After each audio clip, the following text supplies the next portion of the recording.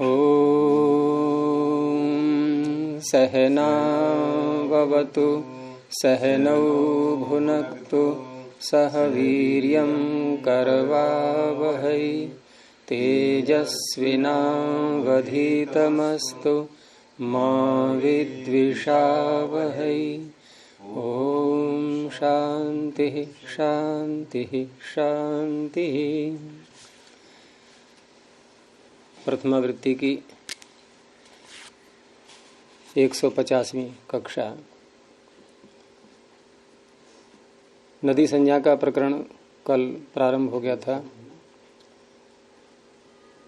और उसमें जो दीर्घ उकारांत शब्द उनकी नदी संज्ञा युस्त्र्याख्यो नदी ने की थी, परंतु उसमें दीर्घ शब्द पढ़ा नहीं था। फिर भी जो दीर्घ अर्थ किया गया उसका वो इसलिए कि आगे ङिति ह्रस्वश्च ह्रस्वों को अलग से ले रहा है। तो ङिति ह्रस्वश्च सूत्र से ह्रस्वों को अलग से कर दिया गया है, इसलिए यहां पर दीर्घ लेंगे हम, क्योंकि यहां तो दीर्घ ह्रस्व दोनों आ रहे हैं। यू में तपर तो है नहीं, भी हो सकता है। तपर न होने से दीर्घ ह्रस्व दोनों आ जाएंगे। लेकिन दीर्घ के ही उदाहरण क्यों आए इसमें कि आगे ह्रस्वश्च से आगे ह्रस्व के विषय में अलग से बात कही गई है, वहां विकल्प से नदी संज्ञा की गई है, इसलिए। अब इसमें जो इयंग उवंग स्थान वाले शब्द हैं,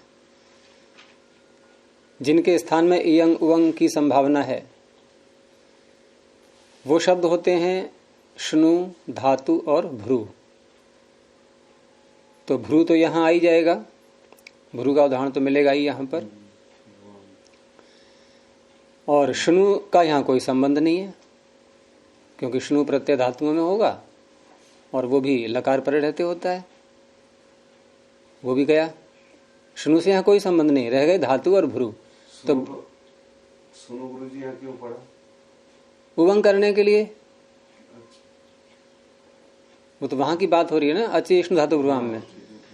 तो श्नु से यहां कोई संबंध नहीं, भ्रू ले ही लिया गया। अब रह गया धातु।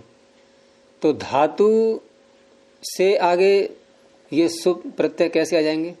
सु आदि ये तो प्रातिपदिक से आगे आते हैं, धातु से आगे नहीं आते।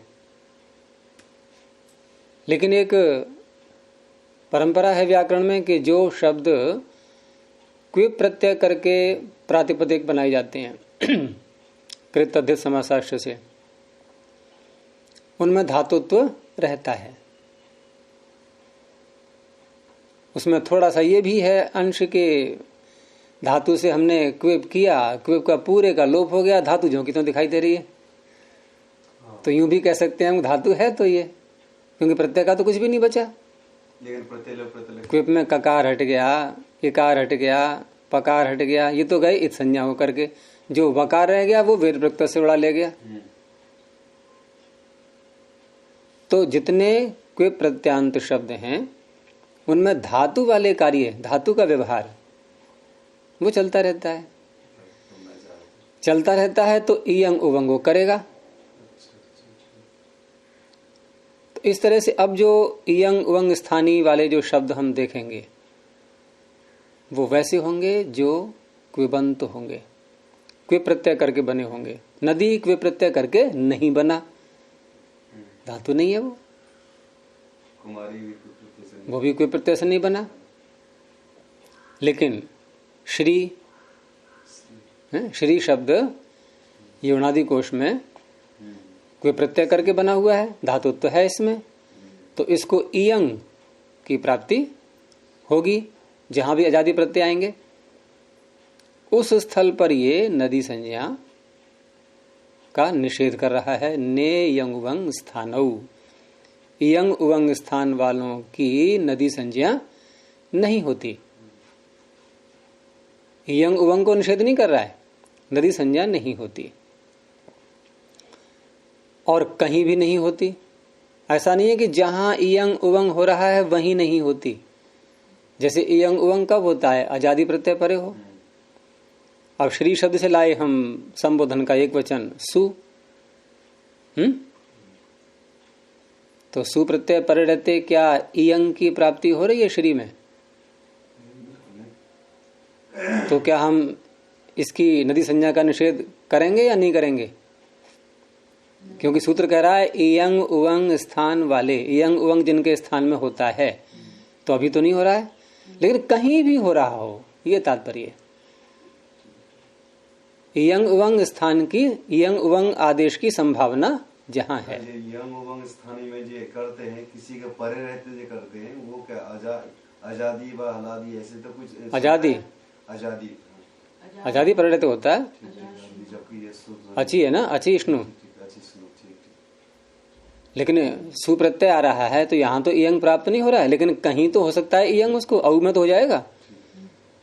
तो नदी संज्ञा का सर्वत्र निषेध कर दिया। फिर अगर इयंग की संभावना है कहीं पर भी या उवंग की संभावना है तो नदी संज्ञा नहीं होगी।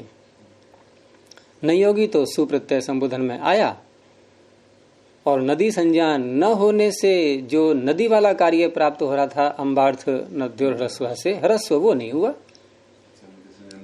तो हे श्री ही दीर्घ इकार ही लगाएंगे उसके आगे और विसर्ग हो जाएगा सु को। ठीक है। अब भ्रू जो है ये अलग से पढ़ाई है, अचिष्णु धातु भ्रुवाम में भ्रू, तो भ्रू भी उवंग स्थानी है, उसकी भी नदी संज्ञा का निषेध हो गया। तो वहां भी संबोधन में भ्रू हो, हे भ्रू हो, ये बनेगा। अब रही बात कि जहां इयंग उवंग हो सकते हैं वहां भी क्या नदी संज्ञा का कार्य कोई होता है? वो कितने स्थल हैं ऐसे? तो ङे, ङसी, ङस, ङी और आम, ये सभी आजादी हैं। यहाँ सर्वत्र इयंग उवंग की संभावना है जिनमें, तो वहां नदी संज्ञा का कार्य नहीं होगा। तो ङे, ङसी, ङस और ङी, यहाँ तो 8 आगम नहीं होगा आण नद्या से। और षष्ठी का बहुवचन आम में ह्रस्व नद्यापो नुट से नुट नहीं होगा। यहाँ आकर गीत लगा है ना, गीत की तो 8 हो जाएगा ना, आण नद्या। नदी संज्ञा न होने से यहाँ 8 नहीं होगा और षष्ठी के बहुवचन में नुट नहीं होगा।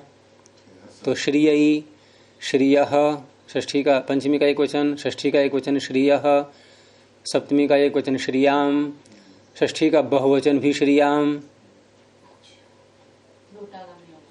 ठीक है, ये तो यहां तक हो गई बात ने यंगवंग स्थाना वस्त्री। अब स्त्री को क्यों छोड़ा गया? क्योंकि स्त्री भी धातु है।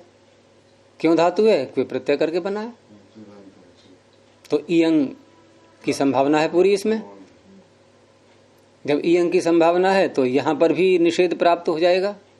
अगर इतना ही सूत्र बनाए ने यंग वंग स्थानऊ, बस अस्त्री को हटा दें तो ये भी चपेटे में आ गया। नहीं, अब इसको छोड़ दिया कि इसमें नदी संज्ञा पूर्व सूत्र से योस्त्र्याखुर नदी से होती रहेगी।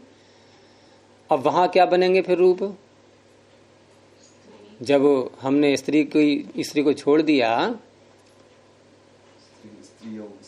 तो वहां आठ आगम होगा आठ नद्या से। ठीक है, और उधर नुटागम भी होगा, स्त्री नाम बनेगा, स्त्रीयाम नहीं बनेगा, वो कार्य होंगे। इस तरह से यहां तक हुआ। अब क्योंकि ने यंगवंग स्थानहु इतने सूत्र ने सर्वत्र नदी संज्ञा का निषेध कर दिया, तो फिर सूत्र आया वामी। इसने कहा कि आम जो षष्ठी का बहुवचन है यहां विकल्प से निषेध होगा। तो जैसे हमने पहले श्री का षष्ठी के बहुवचन में क्या बनाया था? श्रीयाम, क्योंकि नदी संज्ञा का हमने निषेध कर दिया था, लेकिन इसने कहा विकल्प से निषेध होगा, तो एक पक्ष में हो जाएगी। तो श्री नाम भी बनेगा, स्त्री नाम तो नित्य बनेगा, स्त्रीयाम नहीं बनेगा वहां, क्योंकि वहां तो अस्त्री कह दिया है, स्त्री को तो पूरी छूट है ही, लेकिन श्री में विकल्प हो गया, भ्रू में विकल्प हो गया। ठीक है, तो श्रीयाम, श्रीनाम, भ्रुवाम, भ्रूणाम, ये केवल षष्ठी के बहुवचन में ही ये सुविधा मिली है। बाकी ङे, ङसी, ङस, ङी और संबोधन, यहाँ तो निषेध रहेगा ही। यहाँ कोई विकल्प नहीं है अभी तक जो हमने पढ़ा। अब आगे देखो, वामी के आगे ङिति ह्रस्वस्य। अब ङिति ह्रस्वस्य जो है, अभी ह्रस्व का अंश को छोड़ दो। अभी हम इतना सूत्र लेते हैं कि ङिति और ऊपर से ले लो वा, ह्रस्वस्य को हटा दो अभी थोड़ी देर के लिए। पिछले सूत्र ने आम प्रत्यय परिणति विकल्प किया, इसने कह दिया ङिति।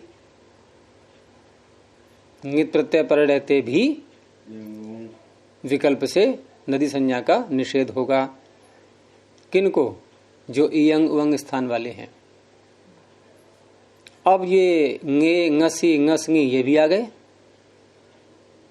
कि नहीं आ गए? अब इनमें भी दो रूप बनेंगे।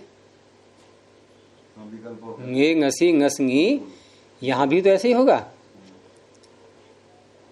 तो जैसे ङे प्रत्यय है, यदि इयंग करते हैं, अर्थात नदी इयंग तो होना ही है, नदी संज्ञा करते हैं तो 8 होगा, तो वृद्धि होगी श्रीयई। नदी संज्ञा नहीं करते हैं 8 नहीं होगा, वृद्धि नहीं होगी, इयंग होगा बस, तो श्रीये, श्रीयई, श्रीये। पंचमी में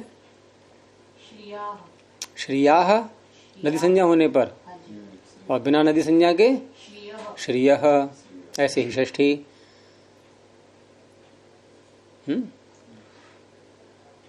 सप्तमी में यह है कि वहां नदी संज्ञा होने से ङी को आम होता है।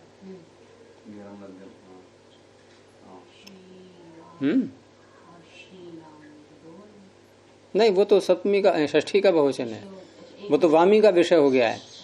तो अब ये बताओ, ने यंगमंग स्थाना वस्त्री को क्या बचा निषेध करने को? अब केवल वही बस। वहां तो नित्य निषेध, और ङे, ङसी, ङस, ङी और आम, इनमें विकल्प से निषेध। निषेध यहां भी है लेकिन विकल्प से। ये तो ङिति का अर्थ हो गया। अब रह गया ह्रस्वश्च। ये अतिरिक्त बात बोली जा रही है कि ह्रस्व एकारांत और उकारांत स्त्रीलिंग वाले शब्द, इनकी ङित प्रत्यय पर रहते। अब ये षष्ठी का बहुवचन नहीं आएगा यहाँ। ङित प्रत्यय पर रहते विकल्प से क्या? नदी संज्ञा नहीं विकल्प से नदी संज्ञा निषेध। हाँ, विकल्प से, क्योंकि यू से आखिर नदी से तो प्राप्त हो ही रही थी, लेकिन यहाँ विकल्प से कर दिया गया है, विकल्प से होगी इनमें। तो अब इसमें जो शब्द आएंगे वो कृति, मति, गति आदि जो भी ह्रस्वकारांत हैं, धेनु शब्द है, ये सारे आ जाएंगे और इनमें विकल्प से ये प्राप्ति कराएगा। तो इस तरह से है ये। तो कृति का भी ऐसे बनेगा, कृत्यई, कृतये।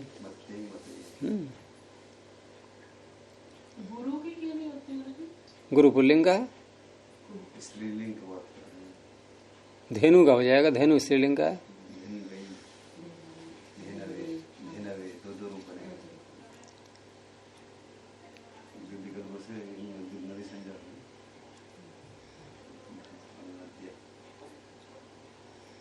तो यहां तक जो है नदी संज्ञा के विषय में ये पूरा निर्णय यहां तक हो चुका है। अब नदी संज्ञा वाला कार्य कोई भी शेष नहीं है। ङिति ह्रस्वश्च तक आते आते नदी संज्ञा का प्रकरण पूरा हो गया।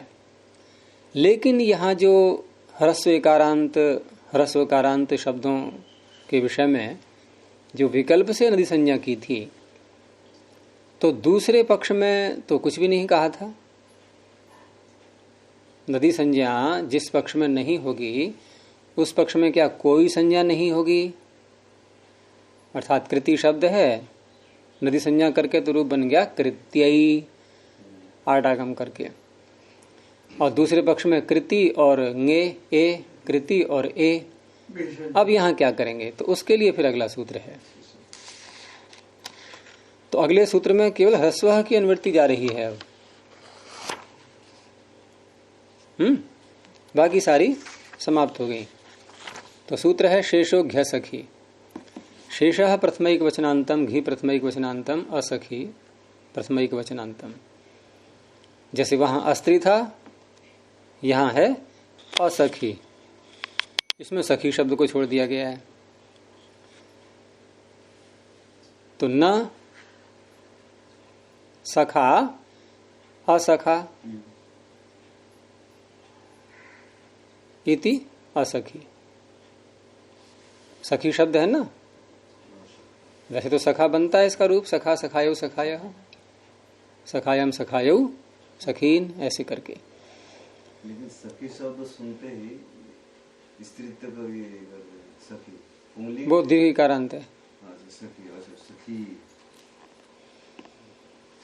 अब ये सूत्र क्या कह रहा है? इसने किसी शब्द का नाम तो लिया नहीं। क्या कहा इसने? शेष। अब शेष कौन होगा? आप बताओ कौन होगा शेष? इतने से थोड़ी बात खुल जाएगी। उक्ता अन्य शेष है, ये तो सभी कहा ना, ये हर कोई जानता है उक्ता अन्य शेष है। तो अभी जो पिछले सूत्र से विकल्प से ह्रस्व शब्दों की, इकारांत उकारांत स्त्रीलिंग वालों की नदी संज्ञा की गई थी विकल्प से, तो जिस पक्ष में नहीं हुई उस पक्ष में वो शेष हो गए। और युस्त्र्याख्यो नदी से लेकर के ङिति ह्रस्व तक जो प्रकरण चला था, इसमें स्त्रीलिंग वाले सारे शब्द लिए गए थे। अर्थात नदी संज्ञा से जो शेष हैं, तो कौन कौन है शेष? और नदी संज्ञा से जो शेष हैं, एक तो स्त्री शब्द हो गया, जो स्त्रीलिंग वाले नहीं है उनकी भी नहीं हुई, उनकी भी नहीं, तो वो भी शेष में आ गए। लेकिन ह्रस्वीकारांत उकारांत, अर्थात ह्रस्वीकारांत उकारांत शब्द एक तो जो स्त्रीलिंग वाले हैं, लेकिन जिनकी नदी संज्ञा नहीं हो पाई है, तो इसलिए इसका अर्थ किया जाता है कि शेषो घी संजोगो होती, इतने से नहीं बात बनती। तो कष्ट शेष है, ये प्रश्न उठता है। तो ह्रस्व इवर्ण उवर्णांतम शब्द रूपम यन न स्त्रियाख्यम, एक तो वो शेष है। और यच्च स्त्रियाख्यम अपि न नदी संजकम, स्त्रीलिंग के तो हैं लेकिन नदी संज्ञा नहीं हो पाई विकल्प से कहने के कारण से, वो भी शेष है। तो उन सब की घी संज्ञा हो जाती है। तो घी संज्ञा दो तरह के शब्दों की हुई है, पुल्लिंग वालों की भी स्त्रीलिंग वालों की भी। पुल्लिंग वाले तो सारे ही आ गए, हर विभक्ति के पर रहते करेगा ये। स्त्रीलिंग वालों की वहां करेगा जहां विकल्प से उनको कहा गया है। तो कहाँ कहा गया था विकल्प से? ङित प्रत्यय पर रहते। कहाँ षष्ठी बहुवचन में? पकड़ो दोबारा। षष्ठी बहुवचन में ह्रस्व शब्द कहाँ है बताओ? ये ङिति ह्रस्व शेषों घ सके में ह्रस्व की निवृत्ति आ रही, ध्यान रखना। तो षष्ठी के बहुवचन में तो वामी सूत्र था, वहां ह्रस्व का प्रकरण ही नहीं था कोई। कृति शब्द के स्त्रीलिंग स्त्रीलिंग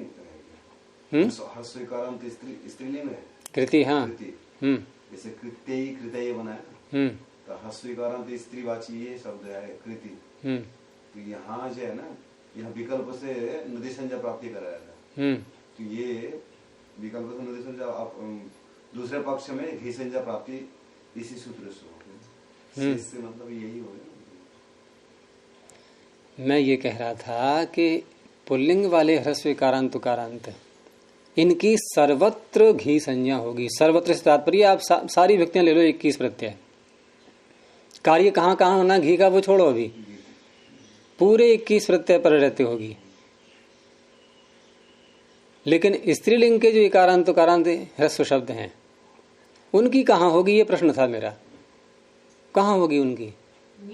केवल ङित प्रत्यय पर रहते। ङिति ह्रस्वश्च ने ङिति में ही तो कहा था विकल्प, तो चारित प्रत्यय हैं ङित, ङेंग सिंह असंगी। हाँ, अब आ गया समझ में? तो बाकी शेष हो गए, फिर पुल्लिंग देखे नहीं, पुल्लिंग वालों की सर्वत्र होनी ही है। वो तो शेष इसलिए है कि नदी संज्ञा नहीं की गई कहीं पर भी, उनकी कहीं नहीं की गई है, इसलिए वो शेष हैं। और ह्रस्व कारांत उकारांत स्त्रीलिंग वाले शब्द उनकी तो कहीं तो की गई थी, लेकिन विकल्प से की गई थी, तो विकल्प के दूसरे पक्ष में वो भी शेष हैं। वो केवल 4 ही स्थल हैं, वो केवल 4 स्थल हैं।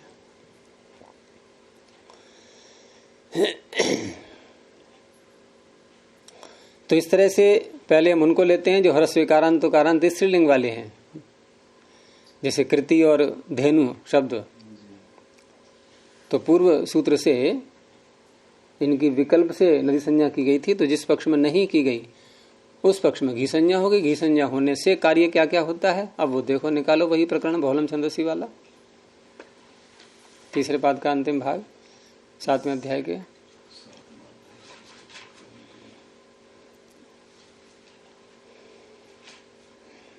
तो यहां देखो घी संज्ञा के कितने सूत्र हैं जो घी संज्ञा होने पर कार्य करते हैं।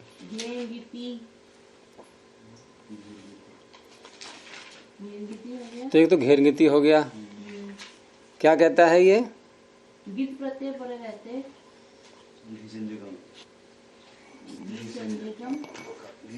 घी संजकस्य अंगस्य गुणो भवति,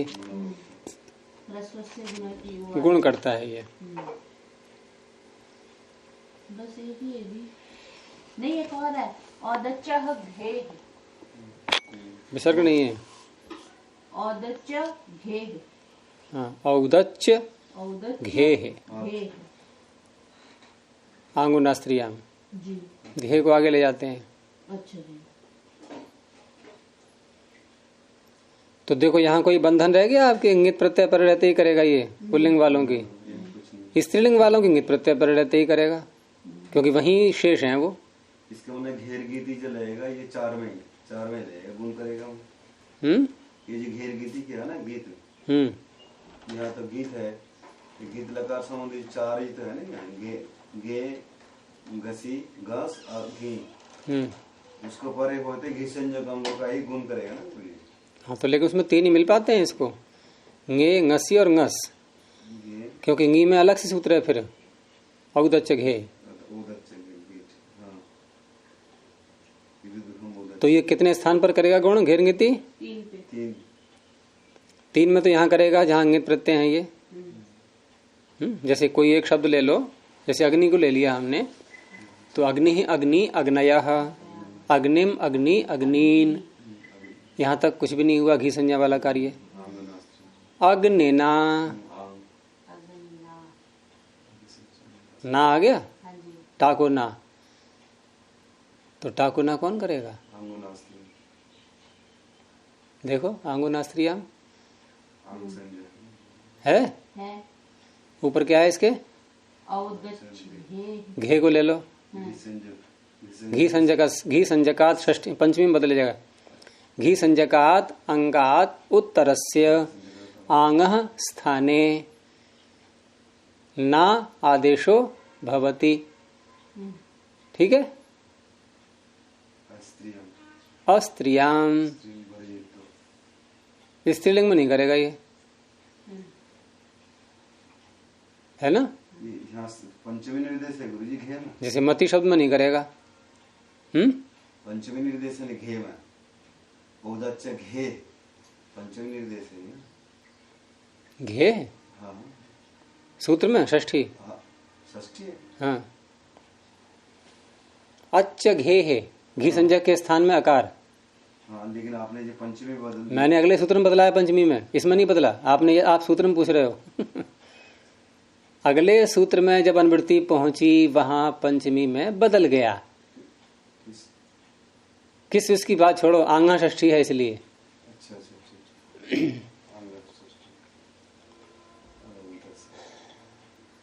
ठीक है, तो आंग किसे कहते हैं कोई पूछ ही नहीं रहा। आंग है टाके, आंग कहते हैं टाको, पूर्वाचर्य संज्ञा। आंग कहते हैं टा के लिए, टाक भ्याम भिस, ये पहली बार सुना है क्या? हाँ, तो ध्यान रखना, पाणिनि ने नहीं बताया कहीं पर कि मैं इसको आंग बोलूंगा। अच्छा।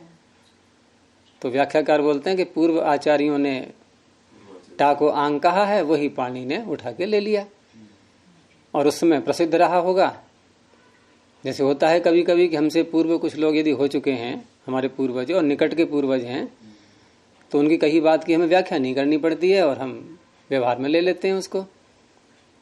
तो पाणिनि के समय में जब शिष्यों को पढ़ाया उन्होंने तो प्रसिद्ध था आंग टा के लिए। तो पाणिनि का मैं क्या करूंगा इसको बता करके, अब जान ही रहे हैं।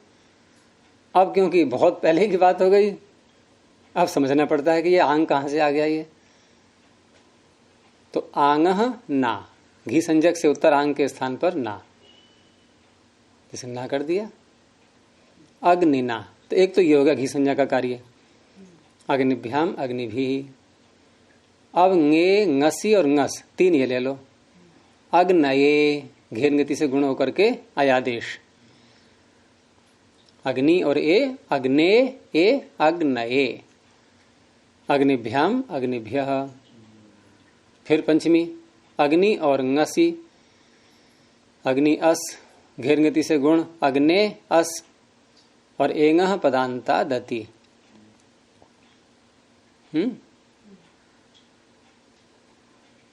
नहीं, वो ये ngसी ngसो से सूत्र अलग है। ngसी का और ngस का जो आकार है ना, वो उसी में मिल जाएगा। अग्नि ही बनेगा ना, इसी के आगे है एंगः पदांता दति ngसी ngसोश्च, क्योंकि एंगः पदांता दति तो पदांत में लगता है जी। यहाँ पद के अंत में नहीं है ए, क्योंकि पद तो प्रत्यय मिलाकर के बनता है ना, सुप्तिंगंतम पदम। तो ngसी और ngस परे होता है जब, तो उसका जो आकार है वो उसी पूर्व वाले एंग में मिल जाएगा। अग्नेश अग्नेहे अग्निभ्याम अग्निभ्यः। कितने कार्य हो गए घी के? 3। चौथा षष्ठी का फिर एक वचन अग्नेहे अग्निभ्याम अग्निभ्यः, 4 हो गए। अब सप्तमी का एक वचन ङी, नहीं अभी तो उसका रह गया षष्ठी का बहुवचन अग्नेहे अग्न्योः अग्निनाम। क्या है यहाँ? यहाँ घी संज्ञा कार्य है, घी का नहीं हुआ, घी का थोड़ी है। नुटागम होता है ह्रस्व केवल मात्र होने से, ह्रस्व अध्यापो नोट, ह्रस्व होने से ही नोट हो जाएगा, घी संज्ञा नहीं चाहिए। तो 4 ही हैं अभी। नहीं, मैं कह तो रहा हूं घी का कार्य नहीं है। अब सप्तमी का एक वचन यहां पर यह आया औत अच्छ घे, 2 कार्य एक साथ होते हैं, इसे च लगा दिया गया है। देखो औत इसको अलग कर दो पहले और ऊपर से ले लो निवृत्ति ङे है आम, ङे है केवल, ठीक है। यानी ङी के स्थान में क्या औ,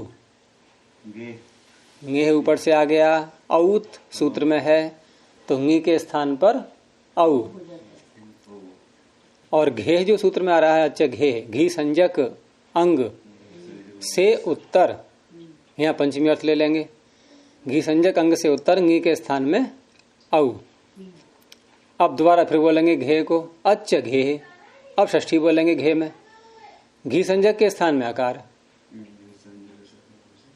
तो स्थिति है अग्नि और ङी, तो ङी के स्थान पर तो औ, और अग्नि जो घी संजक शब्द है इसके स्थान में आकार अलोन्त्य से लगा करके इकार के स्थान में आकार हो जाएगा। तो अग्न औ और वृद्धि करके अग्नौ, 2 बनते हैं ये एक बनता है अग्नौ। ये 5वां कार्य हो गया। अग्नि के बाद आप बताइए, अग्नि के बाद घी, फिर क्या किया? 2 कार्य घी संज्ञा के, ङी को औ कर दिया, औ और अग्नि को आकार। अच्छा, ये कहाँ से किया? अच्छ घे, अच्छे घी, अत च घे आकारादेश अच्छा, अलोन्त्यस्य।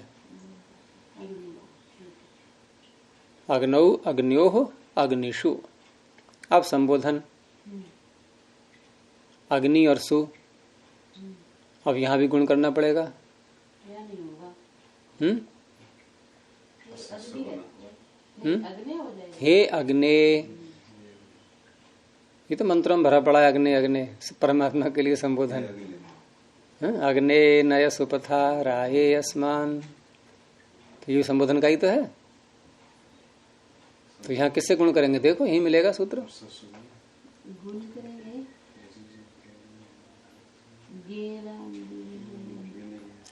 ह्रस्वस्य गुण, ऊपर से आ रहा है संबुद्धौ, संबुद्धि परे रहते ह्रस्वांत अंग के स्थान में गुण हो जाता है। ये कल भी किया था ना? ये घी संज्ञा के लिए नहीं है। हाँ, ये नदी संज्ञा के लिए है। किसी का नहीं है, ह्रस्व होना चाहिए बस। अच्छा। संज्ञा से कोई तात्पर्य नहीं है। और उसके बाद सु का लोप हो जाएगा, लोप यंग ह्रस्वा संबुद्धे से। तो हे अग्नि, बस हे अग्नि, हे अग्नयः। तो अब देखो इसमें घी संज्ञा के कितने कार्य निकले थे, फिर याद करो। 5 टा ङे ङसी ङस ङी क्रम से हैं। 3 4 5 6 7 का एक वचन, बस ये है कार्य। ये तो हो गए पुल्लिंग वालों के सारे। ऐसे ही गुरु को ले लो, वायु को ले लो, कारांतों में इकारांत उकारांत दोनों ले लिए।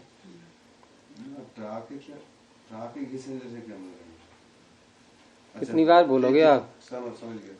आंगुनास्यम उसी के आगे, उदच्चक हे के आगे।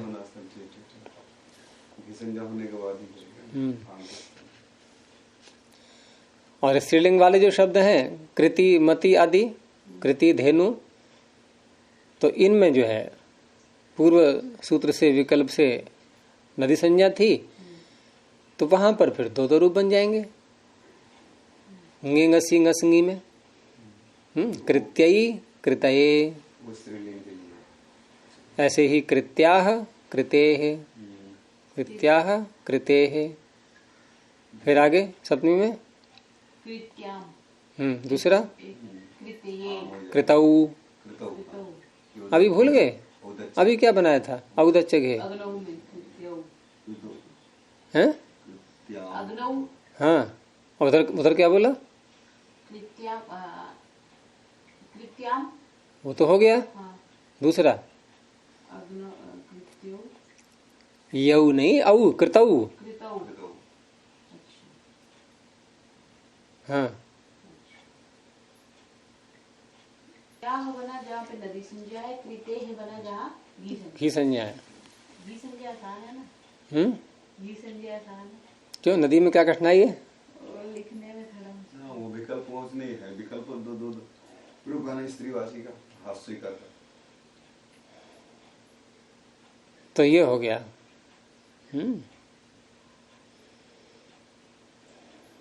अब रही बात के मति का तृतीया में क्या बनेगा?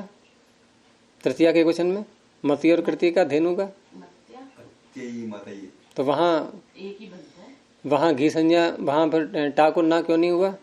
आंगुनास्त्रिया घी संज्ञा होने से, क्योंकि शेष है तो शेष होने से घी संज्ञा हो जाएगी। अच्छा, घी संज्ञा होने से टा को ना होना चाहिए। नहीं, किससे करते हैं टा को ना? टा को ना किस सूत्र से करते हैं? आंगुनास्त्रियाम से किया। क्या अर्थ है पूरा इसका? ना अस्त्रियाम। फिर जो सूत्र भी कह रहा है अस्त्रियाम, स्त्रीलिंग में नहीं करूंगा मैं। फिर उत्तर सूत्र ही दे रहा है, हम और कहीं ढूंढ रहे हैं। स्त्रीलिंग में नहीं करेगा, अर्थात नदी संज्ञा से, वो घी संज्ञा होने से जो प्राप्ति हो रही है, तो स्त्रीलिंग में नहीं करेगा ये। तो धेनवा मत्या यणादेश हो जाएगा। हो गया पूरा? चलो अब अगला सूत्र, पति ही समास एव। पति ही प्रथम एक वचनांतम, समासे सप्तम एक वचनांतम एव अव्यपदम। अब क्या बात रह गई? पति शब्द शेष है या नहीं है? शेष है, क्योंकि इसकी नदी संज्ञा नहीं होती। भाई जिसकी नदी संज्ञा न हो वो शेष है। ठीक है, पुल्लिंग का है ना, तो पुल्लिंग में कहाँ हो रही है नदी संज्ञा? तो इसकी तो घी संज्ञा प्राप्त ही थी शेषो घ्य सखी से। और फिर भी ये सूत्र बनाया जा रहा है घी संज्ञा करने के लिए। तो ये नियम सूत्र बोलते हैं इसको। सूत्रों के प्रकार में एक नियम सूत्र भी होता है। नियम सूत्र की उसमें एव लगा दिया इसीलिए कि घी संज्ञा तो होगी पति की, लेकिन सर्वत्र नहीं होगी, खुली छूट नहीं है। यदि पति शब्द का किसी अन्य शब्द के साथ समास हो गया है तब होगी। और पूर्व सूत्र से नित्य प्राप्त थी। तो समासे एव पति शब्दस्य घी संज्ञा भवति। जैसे प्रजापति, प्रजायाः पति ही प्रजापति, अब हो जाएगी। तो प्रजापतिना, प्रजापते पतये, प्रजापते है, षष्ठी में फिर प्रजापते है, सप्तमी में प्रजापतौ हो गया। अब हटा दो प्रजा को, अब क्या होगा पति का? तृतीया में पत्या,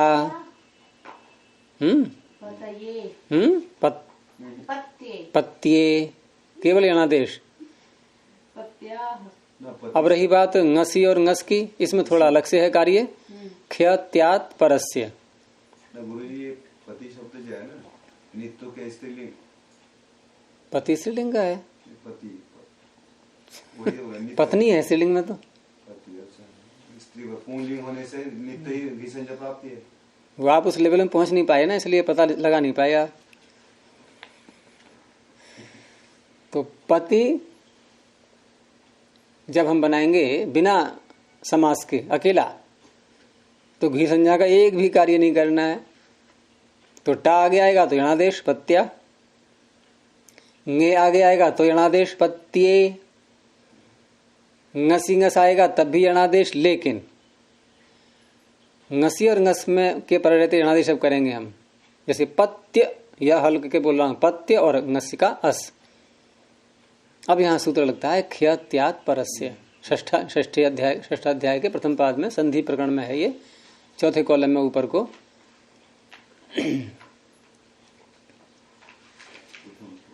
ऋतवुत के आगे मिल गया, चौथे कॉलम में। तो ख्य त्यात परस्य, यानी ख्य और त्या कहीं हो जाएं, जैसे यहाँ हो गया यणादेश करके। तो परस्य का मतलब ngसी और ngस का जो आकार है, ऊपर देखो ngसी ngसो शा रहा है, ngसी और ngस के आकार को ऊ हो जाता है। तो क्या बन गया? उस पत्य और उस पत्युहु। अरे यणादेश तो हो ही गया, आपने क्या बोला था? गलत बोला था ना पहले, पत्युहु। ऐसे ही षष्ठी का सप्तमी में ये पूर्व की अनुवृत्ति है पूर्व रूप का अमी पूर्व से पूर्व वो 106 समाप्त हो गई पूर्व रूप की अनुवृत्ति, तभी तो परस से बोला है। एक पूर्व प्रयोग जो चल रहा था वो यहाँ समाप्त हो गया आकर के, 110 पे। इसलिए ख्यात्यात परस में परस से आ गया केवल, यानी पूर्व समाप्त हो गया। यहीं तक है एक पूर्व प्रयोग की अनुवृत्ति, इसके ऊपर तक ऋतवुत तक। ऋतवुत तक एक पूर्व प्रयोग की अनुवृत्ति है, आगे नहीं है अब, क्योंकि परस से बोल दिया इसीलिए पाणिनि ने।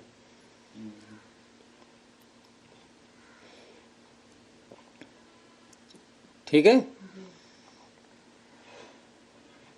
तो ये बन गया पति शब्द का अकेला होगा तो वहां घी संज्ञा नहीं होगी, बस ये तात्पर्य है इसका। नियम के लिए केवल कर दिया, पति समास ही होगा। समास में ही होगा, अकेला आएगा तो घी संज्ञा नहीं होगी। ये पति समास में आया था लेकिन पत्नी समास में नहीं आता। पत्नी क्यों नहीं आएगा समास में? धर्म पत्नी, धर्म के साथ समास हो गया उसमें नदी से। लेकिन वहां नदी संज्ञा वहां तो होनी नहीं, वैसे भी नहीं। नदी संज्ञा तो हो जाएगी, घी संज्ञा का बात हो रही है, घी संज्ञा वहां होनी नहीं है। नदी तो हो जाएगी क्योंकि इकारांत हो गया। हाँ जी। और स्त्रीलिंग का नदी, नदी शब्द भी तो ऐसा ही है, पत्नी, नदी, कुमारी, ये सब हो गए नहीं हो गए, तो नदी संज्ञा हो जाएगी। धर्मपत्नी बन जाएगी।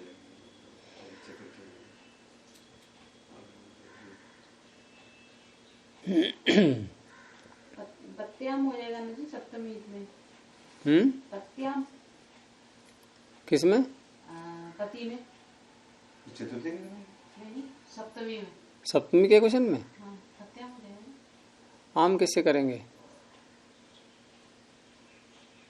तो होगा नहीं ना, घी संज्ञा तो होनी नहीं है, तो फिर पत्याम ही होना चाहिए। नहीं, गेराम नद्याम निभ्य जो है, ंगी को आम करता है, नदी, आकारांत, आबंत और नी शब्द अलग है। गेह, आम, नदी, आम, निभ्य, ये आम जो है ना, ब को म हो गया है, आप, आबंत, आप, नदी, आप और नी, नदी संज्ञक, आबंत और नी, इन्हीं से उत्तर करता है ंगी को आम। गेराम नद्याम निभ्य तीनों के लिए जाएगा हैं? आपसे आप तीनों, ये सामान्य सी बात आप ले लेते हो, बिल्कुल ये तो है ही सामान्य सी बात। फिर क्या है आगे? औ दच्च घे, इसमें घी संज्ञा वाली बात आ गई।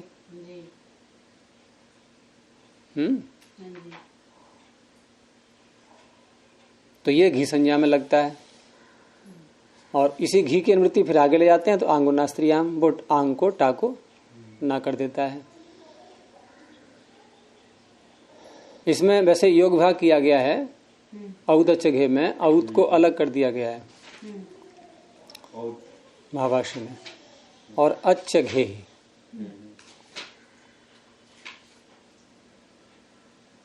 औत को अलग कर दिया गया है। इसमें देखना अनुवाद की पुस्तक में,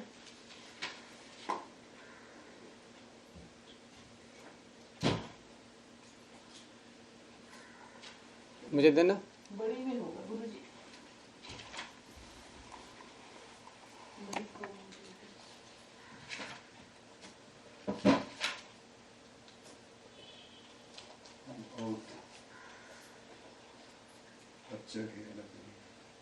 इसमें नहीं है, दूसरा भाग ला।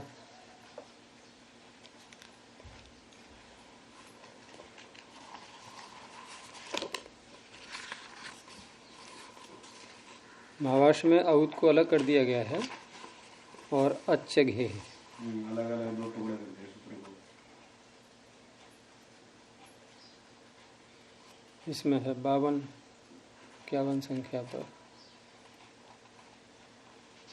वही है, मैंने कहा ना औत को अलग कर दिया गया है, तो औत तो हो जाएगा ना, वहाँ सूत्र दे रखा है, लेकिन ई को अ नहीं होगा, अच्छा घे वाला वो अंश नहीं लगेगा। किसमें गुरुजी? अच्छा औत तो हो गया, औत को अलग करके औद अच्छा घे, औत इतना सूत्र, अच्छा घे को अलग कर दो, इस तरह से बनता है। जैसे वहां बनेगा अन्य शब्दों में, जैसे अग्नि शब्द का तो बनेगा अग्नौ, यानी अग्नियौ ऐसे नहीं बोलेंगे, क्योंकि वहां दो कार्य हुए, औ भी हुआ और ई को अ भी हुआ। लेकिन यहाँ औ तो होगा ंगी को, लेकिन ई को अ नहीं होगा, तो यणादेश हो जाएगा पत्यौ। ये जो इसका जो विभाग किया है, तो ये हो गया। तो जहां समास होगा वहां घी संज्ञा हो जाएगी, तो प्रजापतिना, प्रजापतये, सेनापतिना, सेनापतये, ऐसे करके रूप बनेंगे। अगला सूत्र, षष्ठी युक्त छंदसी वा, षष्ठी युक्त प्रथम एक वचनांतम, छंदसी सप्तम एक वचनांतम वा व्यपदम। षष्ठी युक्त, षष्ठ्या युक्त, षष्ठी युक्त, षष्ठी व्यक्ति जहां आती है साथ में वाक्य में। तो ऊपर से जो सूत्र था पति समास एवं, इसने कहा था पति शब्द की घी संज्ञा केवल समास में होगी। तो वेद में थोड़ा सा इसको व्यापक करते हुए विकल्प किया गया कि समास में होगी, ये तो पिछले सूत्र ने कह ही दिया। लेकिन जब समास नहीं होगा, अकेला पति शब्द आएगा, क्या तब भी संभावना है घी संज्ञा होने की? तो सूत्र कह रहा है, लेकिन विकल्प से है, और विकल्प से भी सर्वत्र नहीं। जब जिस वाक्य में, वाक्य क्या मंत्र बोलेंगे फिर तो हम, छंदसी आ रहा है ना, कि जिस मंत्र में पति शब्द आ रहा हो बिना समास के, और उसी मंत्र में पति शब्द का संबंध किसी अन्य षष्ठ्यंत शब्द के साथ हो, तो षष्ठी युक्त, षष्ठ्या युक्त पति शब्द छंदसी विकल्पेन घी संज्ञको भवति। षष्ठ्यंत शब्द से युक्त होने पर, यानी कि ये अप्राप्ति में विकल्प है, ध्यान रखना। पूर्व सूत्र ने निषेध कर दिया, क्यों? उसने कहा समास में ही होगी, अर्थात अन्यत्र नहीं होगी। तो नहीं होगी जो निषेध किया गया, उसमें ये विकल्प कर रहा है कि यदि षष्ठ्यंत शब्द साथ में आ रहा है, उसके समास तो नहीं किया है, लेकिन षष्ठ्यंत साथ में है। समास में क्या करते हैं हम? विभक्तियों को हटा देते हैं। यहाँ हटा ही नहीं गई है विभक्ति। जैसे हमें बोलना है कुलुंचानाम पति, जैसे वहां यदि बोलते हैं हम प्रजायाः पति ही, अब वेद में मान लो ऐसे आ जाए कि प्रजायाः अलग हो, पति अलग हो, तो हो जाएगी विकल्प से। और प्रजापति बना लिया तो पूर्व सूत्र से हो ही जाएगी। समास नहीं किया है यदि है षष्ठी का ही, तो उस अवस्था में विकल्प से करेगा ये। तो कुलुंचानाम पतये नमः, ठीक है। और दूसरा क्या बनेगा? कुलुंचानाम पत्ये नमः, दोनों मिल जाते हैं, दोनों बन जाते हैं, क्योंकि कुलुंचानाम षष्ठ्यंत साथ में उसके दिया हुआ है मंत्र में। तो ये हमने जो पत्तियों को बनाया था, ये भी तो नॉन घी संज्ञा में बनाया था ना? तो यहाँ भी तो, यहाँ पे घी संज्ञा कर रहे हैं, यहाँ विकल्प से कर रहे हैं। जैसे पताये और पत्ये दो बन गए चतुर्थी के एक वचन में। आप अन्य व्यक्तियां क्यों देख रही हो? पंचमी क्यों देख रही हो? जहां षष्ठी षष्ठ्यंत साथ में मिलेगा, तो चतुर्थी जो पति शब्द है, चतुर्थी व्यक्ति का एक वचन, उसके साथ में मिला है षष्ठ्यंत, तो चतुर्थी में ही देखेंगे हम उदाहरण केवल, अब अन्य किसी व्यक्ति में नहीं देखेंगे। और पत्ये, ये नदी और घी दोनों पूरे हो गए, और ये काफी महत्वपूर्ण है ये नदी और घी संज्ञा, क्योंकि शब्द के रूपों में इनका बहुत महत्व है। कितने शब्द होंगे ऐसे स्त्रीलिंग, ह्रस्वकारांत, ह्रस्वकारांत, दीर्घ ईकारांत, दीर्घ उकारांत, पुल्लिंग ह्रस्वकारांत, ह्रस्वकारांत, 6 तरह के शब्द हैं। स्त्रीलिंग में सारे आ गए, दीर्घ ई और दीर्घ उ और ह्रस्व और सारे। पुल्लिंग में केवल ह्रस्व ई और उ। तो ऐसे कितने शब्द होंगे? अनंत। उन सब में ये प्रकरण लगता है। आगे ह्रस्वम लघु, ह्रस्वम प्रथमैक वचनांतम, लघु प्रथमैक वचनांतम, ये भी संज्ञा सूत्र है। ह्रस्वम अक्षरम लघु संज्ञकम भवति, कई बार पढ़ चुके हैं हम लोग इसको। तो ह्रस्व जो भी है, ह्रस्व किसे कहते हैं? परिभाषा पीछे आ चुकी है। ऊ कालो ह्रस्व, संज्ञा है ये ह्रस्व भी। तो ह्रस्व, दीर्घ और प्लुत, ये संज्ञाएं होती हैं।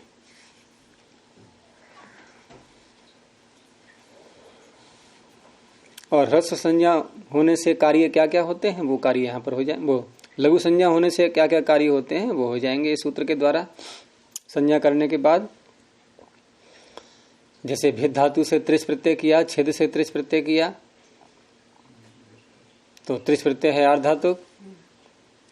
तो पुगंत लघुपधस्य च, आर्ध धातु क्या सार्धातु प्रत्यय परे हो, तो लघुपध ऐसा अंग जिसकी उपधा लघु हो। अब लघु किसे कहते हैं ये बता देगा। तो गुण हो गया भेद का भेद, त्रि भेत्री, भेत्री का भेदता, क्षेत्री से छेदता। और एक उदाहरण और दिया है इसमें, अचीकरत और अजीहरत। तो इसको थोड़ा लिखना पड़ेगा आपको, ये अचीकरत और अजीहरत, ये पहली बार आई है सिद्धि।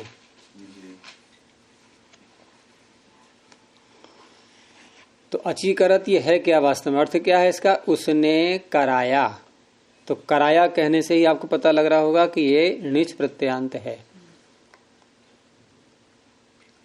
लकार कौन सा है, लोंग। तो क्री धातु से पहले णिच प्रत्यय कर लेंगे हेतुमती च से। तत्प्रयोजको हेतुश्च, हेतु संज्ञा करके हेतुमती च से णिच प्रत्यय हो जाएगा। तो क्री और णिच का ई वृद्धि होकर के कारी, सनाद्यंता धातवः। ठीक है, अब लकार ले आएंगे। लकार आ गया लुंग, लुंग लकार के स्थान में तिप, प्रथम पुरुष के एक वचन में। चिली आएगा, आडागम हो जाएगा, लुंग लंग लिंग क्षुरदात। ये सब तो सामान्य बातें होगी। स्थिति क्या है अब, अ कारी चिली और तिप का तकार, तिप के ई का भी लोप हो जाएगा। अब चिली जो आया है तो चिली के स्थान में सिच की प्राप्ति होती है सामान्य रूप से, लेकिन यहाँ जब णिच प्रत्यय करके लुंग लकार लाते हैं और वहां जब चिली आता है तो चिली को जाता है चंग। णी श्री द्रु श्रुभ्य कर्तरी चंग, चंग प्रत्यय आ गया चिली के स्थान में। तो आकारी चंग और तिप का तकार। अब अगला कार्य मैंने पीछे ही बताया था कि णिच प्रत्यय के आगे यदि कोई प्रत्यय आर्ध धातुक आ जाए और ऐसा आर्ध धातुक हो जो इडागम जिसको न हुआ हो, तो णिच का लोप हो जाता है। णेरनिटी, ऐसा आर्ध धातु जिसको इट न हुआ हो, अनिट आर्ध धातु। तो हो गया अ कार। अब कारी कहाँ है, कार अ त, अत चंग का अ, इट का आगम हो गया, इट का आगम हो गया। अब अभूतपूर्व सिद्धि हो रही है आपकी। हाँ, इट के निषेध किया, ठीक है। इट का निषेध कहाँ किया है, इट का निषेध करता है ये, तो णिच का लोप करता है। तो अ कार और अत। अब ये जो नीच का तो मतलब चंग का हमने लोप कर दिया ना जी, फिर ई का लोप कर दिया, ठीक है, तो चंग का अ कर दिया ना। क्यों उलझ रहे हो, सरलता श्रुतारंग में तो। अब ये जो कार है इसमें उपधा कौन सा वर्ण है, आ। नियम ये होता है कि जब भी कहीं चंग प्रत्यय आए और ऐसा चंग जिससे पहले णिच हो, जैसे यहां था अभी, तो चंग परक णिच परे रहते। क्या कहा मैंने, चंग परक णिच परे रहते, यानी चंग परे है जिससे ऐसा णिच। जब इनका कॉम्बिनेशन होता है चंग का और णिच का कभी भी, तो जो अंग है उसकी उपधा को ह्रस हो जाता है। 7वें अध्याय के 4थे पाद का पहला सूत्र। और किसी की निवृत्ति नहीं है, अंगस्य का अधिकार है बस। णौ चंगी दोनों में सप्तमी है, तो कैसे अर्थ करेंगे, एक को बनाएंगे विशेषण, एक को बनाएंगे विशेष, तभी तो बनेगी बात।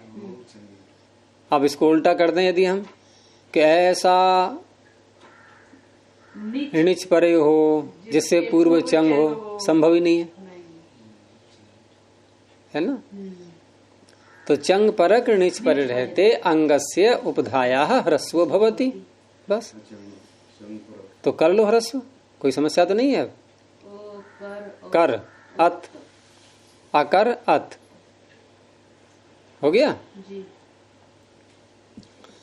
अब अगला कार्य, क्योंकि चंग प्रत्यय हुआ है तो कुछ तो ये अपना जलवा दिखाएगा, तो द्वित्व करवाएगा। अब ये तो चंगी सूत्र आ गया।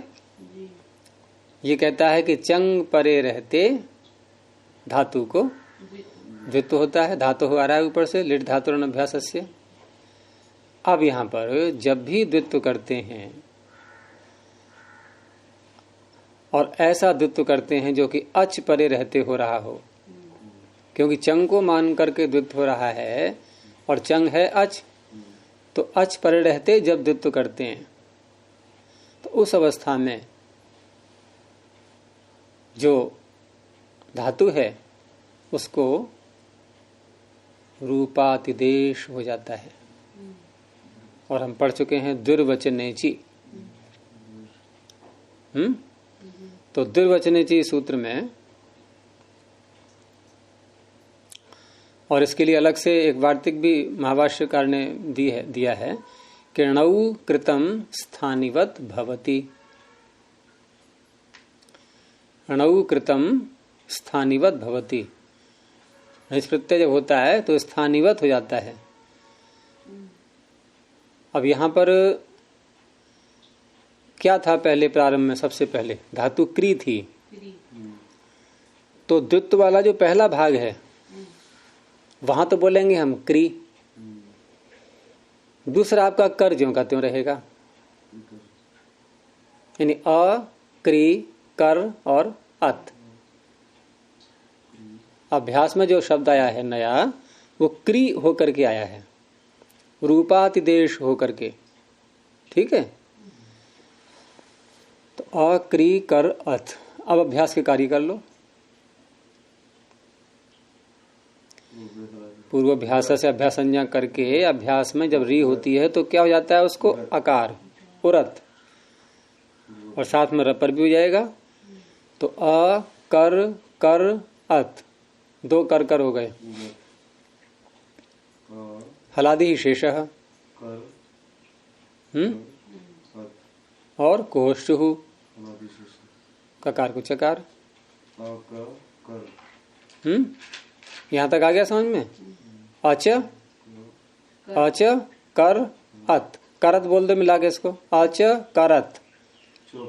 यहां तक पहुंच गए। चौकू नहीं बोला मैंने, कोष्ठु बोला था। अब ये जो ह्रस्वम लघु का उदाहरण दिया गया है, इसको तो बोला ही नहीं अभी तक हमने। सिद्धि समाप्ति पे जा रही है।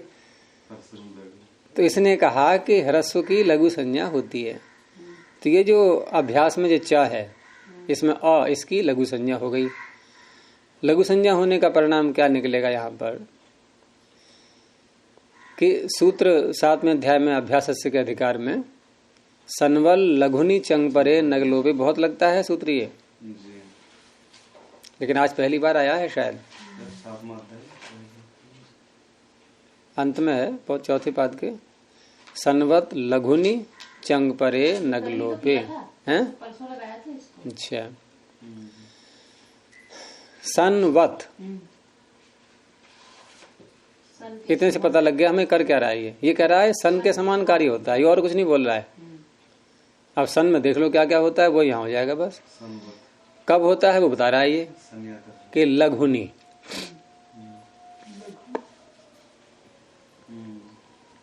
लघु संज्ञा इसकी का के आगे करेंगे, चा के नहीं। हैं दोनों ही ह्रस्व, लेकिन जहां आवश्यकता है वहां संज्ञा करेंगे। तो ये कहता क्या है ये कि लघुनी, इसके आगे जोड़ लेते हैं धात्व अक्षर परतः, यानी कि लघु धात्व अक्षर परे हो तो चंग परे, इसमें ऊपर से णिच भी आ रहा है, चंग परक णिच परे रहते।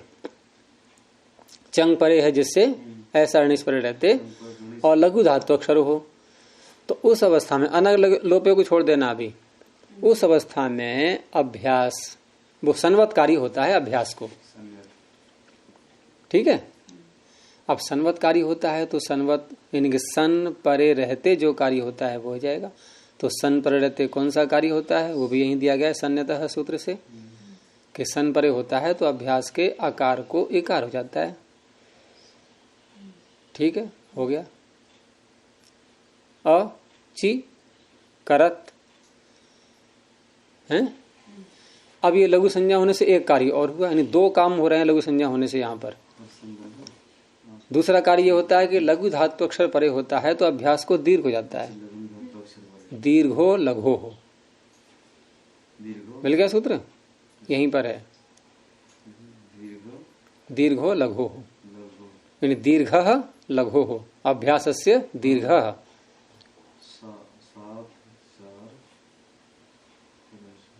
दीर्घ हो गया, लघु को दीर्घ हो गया, तो अची करत ये बना है। किसी ने काम क्या करवा लिया यहाँ तो जो है समस्या आ गई है? काम करवाया, अरे तुमने तो करवाया, यहाँ तो अच्छी करत ही नहीं बन पा रहा है। ऐसी अजी हरत, उसने हरण कराया।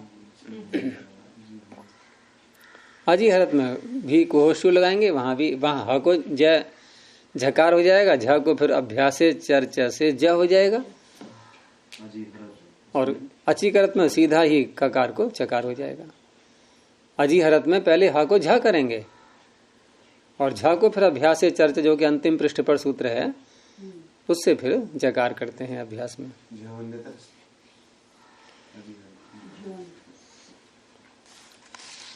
ठीक है, तो ये हर्षम लघु हो गया। आगे फिर देखेंगे अब संयोग गुरु प्रणव ध्वनि। ओ